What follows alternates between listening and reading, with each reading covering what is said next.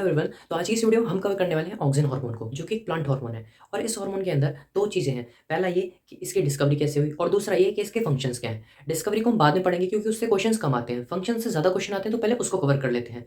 ठीक है, तो ऑक्सिन कैसा हार्मोन है? ऑक्सिन जो है हमारे पास में एक ग्रोथ हार्मोन है। ठीक है, ऑक्सिन कहाँ पे मिलता है? ऑक्सिन हमें एपेक्स पे मिलेगा। और इसके लिए टेस्ट क्या है? इसके लिए एवेना कर्वेचर टेस्ट है, जिसके बारे में मैं आपको डिटेल में बता दूंगा, लेकिन बाद में। पहले फंक्शंस को पढ़ लेते हैं। ऑक्सिन के फंक्शन स्टार्ट होते हैं मेनली वेस्कुलर कैम्बियम से, जिसके अंदर वैस्कुलर कैम्बियम के अंदर जो जाइलम है उसकी डिफरेंशिएशन के लिए ना मेनली ऑक्सिन रिस्पॉन्सिबल होता है। ठीक है, साथ ही में हम बात करें तो सेल डिवीजन में भी मदद करता है ऑक्सिन। उसके बाद में जो एक मेन फंक्शन होता है वो होता है वियतनाम वार। वियतनाम वार के अंदर जैसे कि वियतनाम वार अमेरिका के बीच में हुआ था, तो उस टाइम पे क्या था कि वहाँ के लोग जो थे वो अपने आप को पेड़ों के बीच में छुपा लिया करते थे। तो अमेरिका ने क्या करा, वहाँ पे ऑक्सिन का यूज किया जिसका नाम था 2,4-D, और एक था 2,4,5-D। ठीक है, इन दोनों का यूज करा और उनको डाइकोट प्लांट्स के ऊपर घेर दिया। अब जब डाइकोट प्लांट्स को हमें मारना होता है ना, तो हम इस हार्मोन का यूज कर सकते हैं। ये वैसे नेचुरल नहीं है, ये आर्टिफिशियल है। ठीक है, अगर इसकी फुल फॉर्म की बात करी जाए तो वो होती है 2,4-डाइक्लोरोफिनॉक्सी एसिटिक एसिड।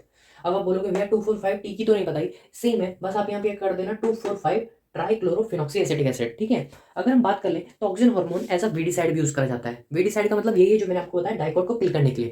ये मोनोकोट को नहीं मारता है, क्योंकि मोनोकोट अगर प्लांट बड़े होते हैं ना तो वो किल नहीं होते हैं, इसके इफेक्ट नहीं होता है इसका उनके ऊपर। ऑक्सिन का एक और रोल होता है एब्सेशन। एब्सेशन का मतलब होता है एक तरीके से प्लांट जो मरने वाला है तो उसको सपोर्ट ना करना, फैसिलिटीज प्रोवाइड ना करना। ठीक है, तो ऑक्सिन जो होता है ना प्रमोट करता है एब्सेशन को ओल्डर पार्ट के अंदर। जैसे कोई प्लांट का पार्ट ओल्ड हो गया तो ये उसको प्रमोट करेगा कि ठीक है भाई तू खत्म हो जा, लेकिन जो नया पार्ट है ना उसको प्रमोट करेगा ग्रो करने में। वहां पे एब्सेशन को ये रोक देता है, वहां पे एब्सेशन नहीं होने देगा। साथ ही में इसका एक और फंक्शन होता है, वो क्या, एपिकल डोमिनेंस। ऑक्सिन जो है ना वो एपिकल डोमिनेंस के लिए माना जाता है कि एपिकल डोमिनेंस को ही प्रमोट करता है।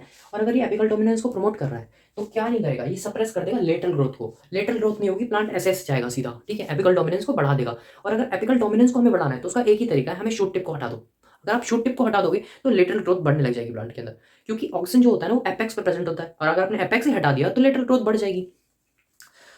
और अगर आपने लेटरल ग्रोथ बढ़ा दी तो उसका एक एग्जांपल है हमारी एनसीईआरटी में, वो हमें कहती है हेज मेकिंग। और हेज मेकिंग कहाँ पे यूज की जाती है? टी प्लांटेशन में। और टी प्लांटेशन एक बहुत ही इंपॉर्टेंट प्रोसेस है इंडिया के अंदर, जो आसाम में होता है, जिससे हम अपने घरों में चाय पीते हैं। और अगर ये प्रोसेस ना हो तो आपके घर में चाय नहीं आने वाली।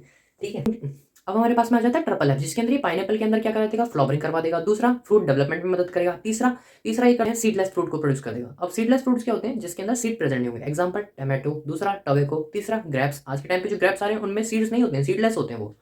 ठीक है, उसके बाद में एक लास्ट फंक्शन होता है, वो होता है रूट इनिशिएशन इन स्टेम कटिंग। ठीक है, दीज आर द 7 पॉइंट्स और 7 फंक्शंस जो कि मोस्ट इंपॉर्टेंट है ऑक्सिन से रिलेटेड। और इसके अलावा कोई और फंक्शन है नहीं ऑक्सिन का जो एनसीईआरटी में लिखा हो। ठीक है, एनसीईआरटी से ज्यादा ही बता दिया है, कम तो कुछ नहीं बताया।